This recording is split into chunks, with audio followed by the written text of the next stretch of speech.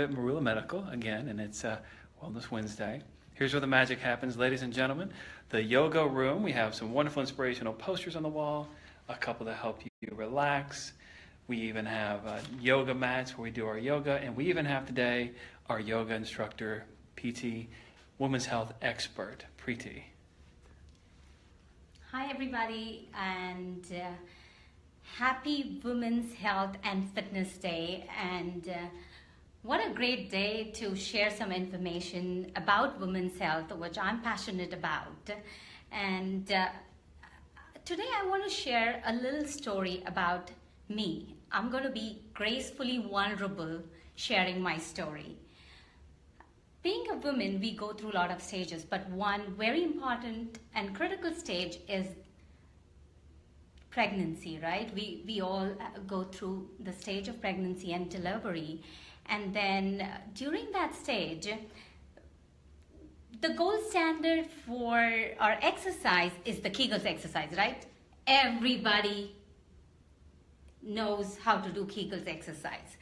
But that's the gold standard, right? So now I have two kids, 9 and 7. So I'm talking about 9 years back when I was going through this phase. And now, after my second child, so I had my first child, I had my second child, and I wasn't really guided into what pelvic health was or pelvic PT is about. All everybody talked about was just Kegels exercise. But what is this Kegels exercise, and are we even doing it right? Okay, so that was the first question. But I'm a PT, so I was like, okay, I'm doing my Kegels well, and I just left it at that point.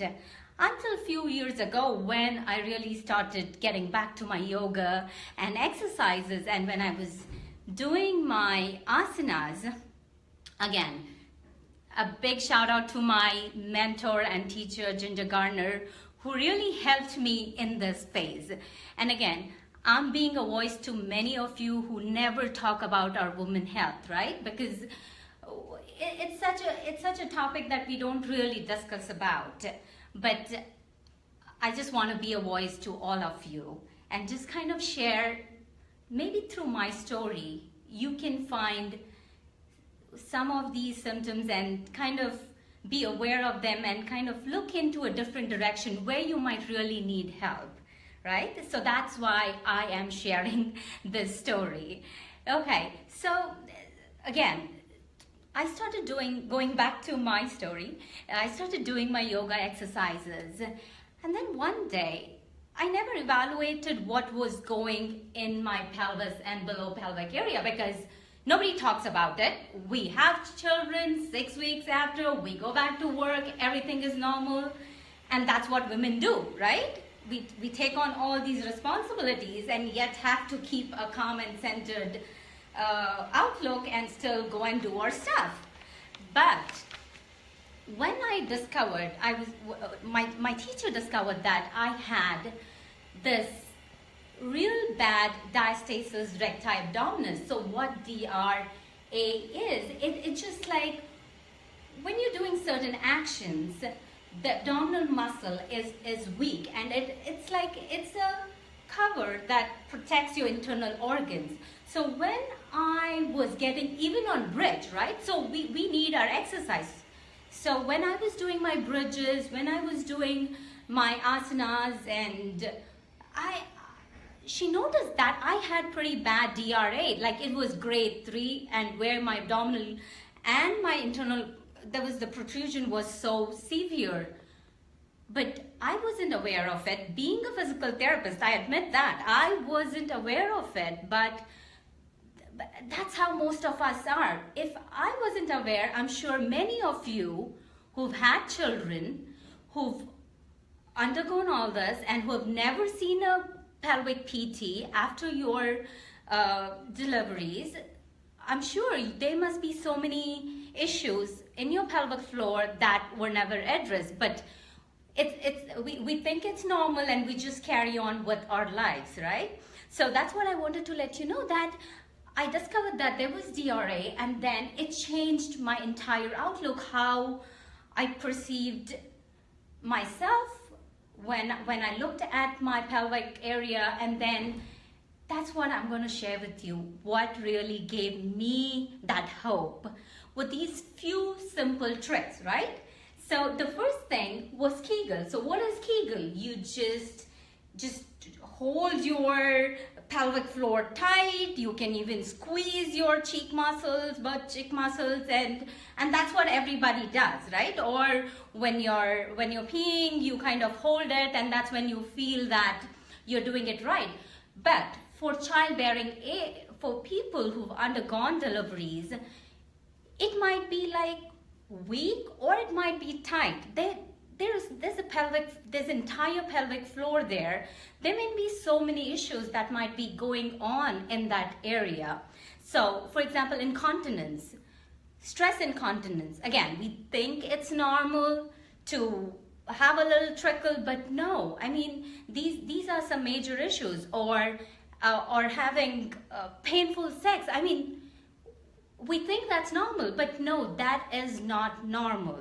Okay, or pain in your hip, or low back pain, or I mean, all these things are not normal. So I just want you to be aware that our pelvic floor, you need to go and get evaluated. If you see some of these symptoms, if you see there is pain, if you see there is protrusion, so go and get help.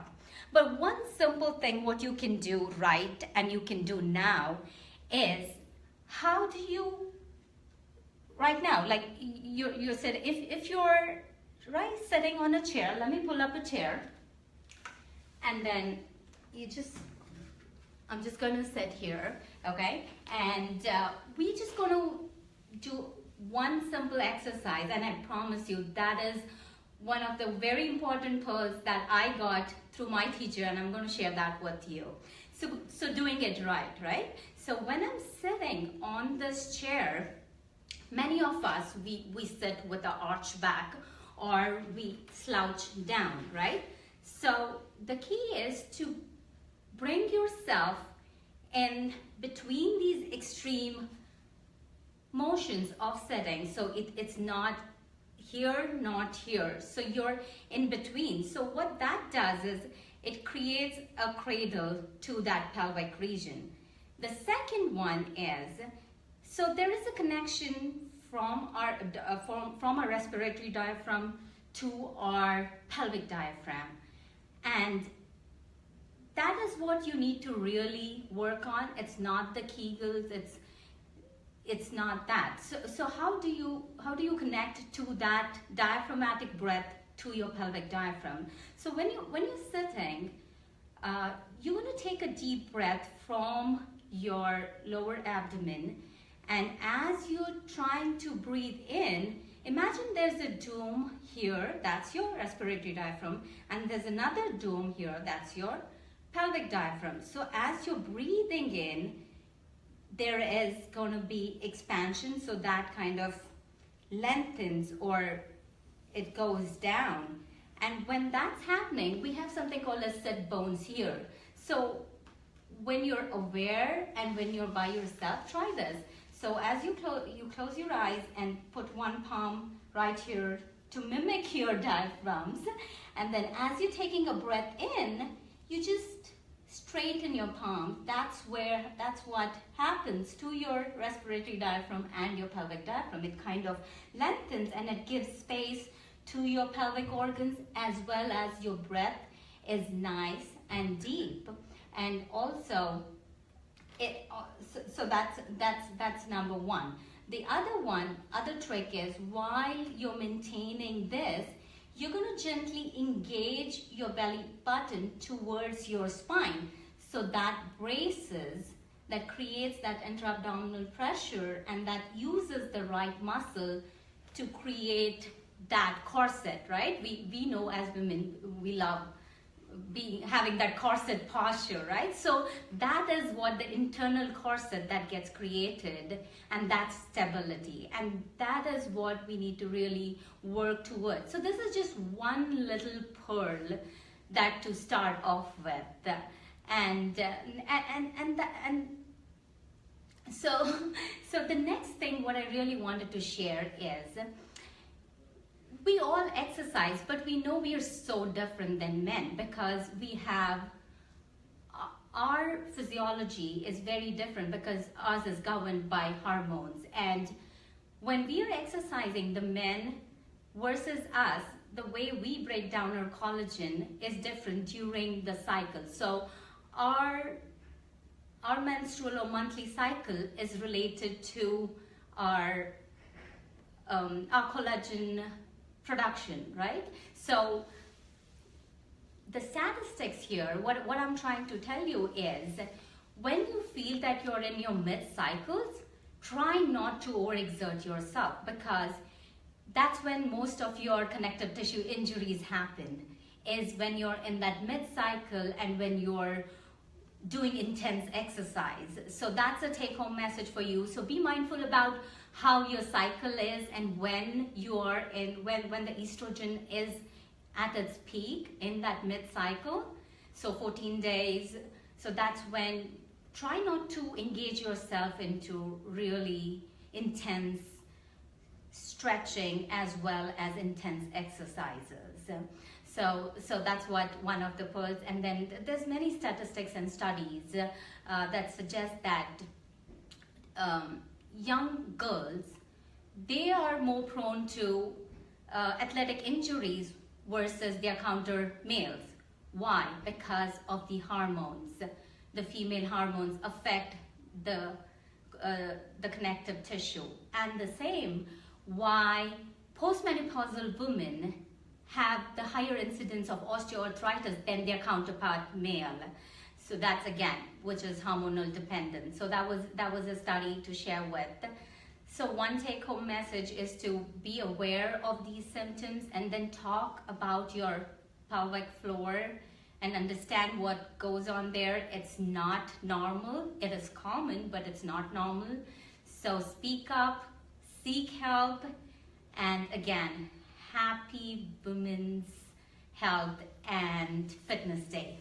Bye.